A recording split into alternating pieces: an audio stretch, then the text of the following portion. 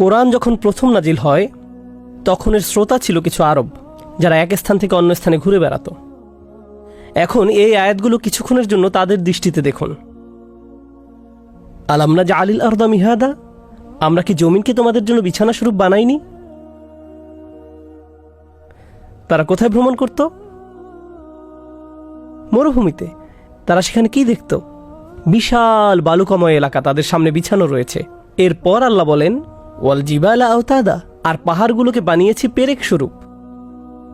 সে যখন মরুভূমিতে তাঁবু খাটায় এবং সে দেখে তার পেছনের পাহাড়গুলো একই রকমের, তাই না?